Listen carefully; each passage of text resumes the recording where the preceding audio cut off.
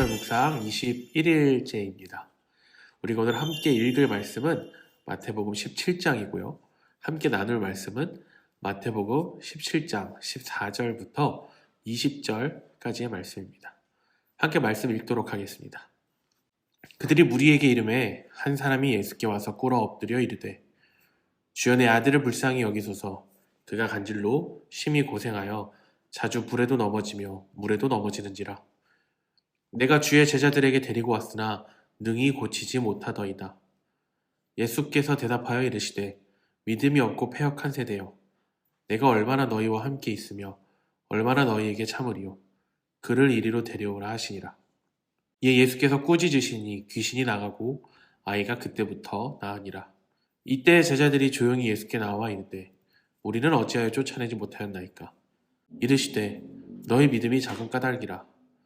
진실로 너희에게 이르노니 만일 너희에게 믿음이 겨자씨 한 알만큼만 있어도 이 산을 명하여 여기서 저기로 옮겨지라 하면 옮겨질 것이요 또 너희가 못할 것이 없으리라. 아멘. 이집트의 수도인 카이로에 가면 그 지역의 지형과는 안 어울리게 굉장히 생뚱맞은 큰 산 하나가 자리 잡고 있습니다. 그 산의 이름은 모카탐이라고 불리웁니다. 한국어로 직역하면 쿵쿵쿵이라는 뜻입니다.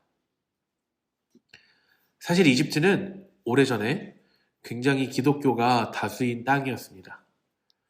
카톨릭이나 동방 정교회와 같이 현재에도 이집트는 콥틱이라고 불리는 이집트 자체의 기독교가 남아 있습니다. 640년경 이집트는 이슬람 세력에 의해서 통치를 받기 시작합니다. 이슬람과 기독교는 서로 대립하는 같은 곳에 공존하기가 굉장히 어려운 종교입니다. 그래서 이슬람 세력은 이집트에 있던 기독교인들을 박해했습니다. 박해가 절정으로 치달았던 979년 이슬람 제국의 지도자인 칼리프 알-무즈는 기독교를 완전 말살시키기 위해 당시 콥틱교의 수장인 아브라함 교황을 불러 마태복음 17장 20절의 말씀을 인용하여 만일 일주일 내에 이 산을 옮기지 못하면 모든 기독교인들은 죽을 것이다 라고 엄포를 놓았습니다. 아브라함 교황은 사제들과 부제들, 교회 원로들을 함께 불러서 같이 단식하며 기도하기 시작했습니다. 한 사흘 정도 지났을 때 아브라함 교황은 기도 중에 밖으로 나가 지나가는 이에게 도움을 청하라는 감동을 받게 됩니다. 그래서 아브라함은 밖으로 나가 길을 지나던 큰 물병을 지고 다니는 한 사람을 만나게 되었습니다. 이 사람의 이름은 시몬이라고 불리는 구두수선공이었습니다. 어느 날 구두수선을 위해 찾아온 한 여인의 허벅지를 보고 음욕을 품은 자신을 회개하며 성경 말씀에 있는 것처럼 자신의 눈을 찔러 한쪽 눈을 잃은 사람이었습니다. 그만큼 믿음이 순수한 사람이었습니다. 또한 시몬은 큰 물동이를 지고 다니며 고아와 과부, 노인들과 같은 약하고 병든 사람들을 돌보는 선한 사람이었다라고 합니다. 아브라함은 성령의 감동하심을 받아 만난 시몬에게 상황을 설명하며 도움을 청했다라고 합니다. 그런데 시몬은 자신은 평범한 기독교인일 뿐이라며 몇 번이고 교황의 청을 거절했습니다.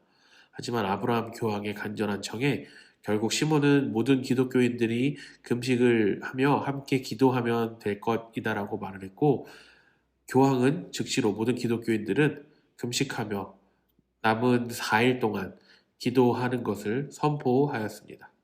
드디어 일주일이 지나고 칼리프는 모든 기독교인들을 죽이기 위한 군대와 함께 진을 치며 그 산 앞에서 기다리고 있었습니다.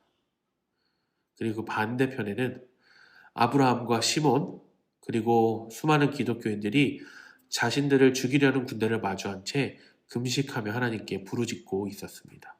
죽음의 긴장감이 감도는 곳에 간절한 기도 소리가 채워지고 있을 때 흔들림 없이 서 있는 큰 바위산이 엄청난 굉음과 함께 공중으로 날아가서 지금 현재 모카탐 산이 위치해 있는 곳으로 옮겨졌습니다.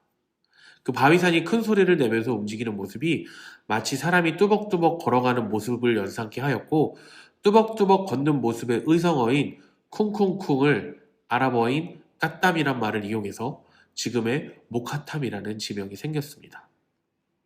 이 사건을 통해 이집트의 기독교는 극심한 박해 가운데 자신들의 신앙을 인정받을 수 있었고, 많은 무슬림들이 이로 인해 기독교로 개종하는 계기가 되기도 하였습니다. 그리고 놀랍게도 여전히 콥틱 교회는 굳건하게 이집트를 지키고 있으며 국가에서도 콥틱 교회를 공식적으로 인정하고 보호해주고 있습니다. 또한 무슬림 국가인 이집트에서 그들은 신앙의 자유를 갖고 있습니다. 여전히 콥트 기독교의 비율은 이집트 전체 인구의 10%에서 15% 정도에 달한다고 합니다. 성경을 아는 사람이 있고 성경을 알면서 믿는 사람들이 있습니다. 알기만 하는 것은 하나님의 말씀이 우리 삶의 실질적인 효력을 발휘할 수 있게 만들 수 없습니다. 우리는 말씀을 알아야 하고 또한 믿어야 합니다.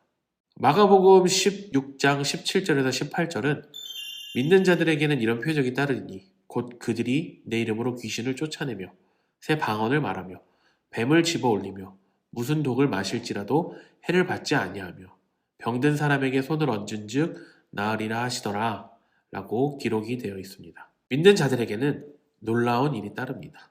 하나님은 여전히 예수 그리스도를 믿고 말씀을 믿는 신실한 자들을 통해서 자신의 뜻을 펼치십니다. 우리가 그 놀라운 일에 동참할 수 있는 은혜를 예수 그리스도의 십자가 보혈로 받았습니다. 받았다면 이제 우리가 동참할 수 있는 사람들이 됐으면 좋겠습니다. 그 놀라운 일에 동참하는 믿음의 삶을 사는 우리 모두가 되기를 간절히 바랍니다. 함께 기도하겠습니다. 하나님, 우리가 성경 말씀을 아는 것으로 그치는 것이 아니라 하나님의 말씀을 믿음으로 놀라운 하나님의 일을 우리 삶에서 경험하도록 도와주시고 믿음을 허락하여 주시옵소서. 예수님의 이름으로 기도드립니다. 아멘.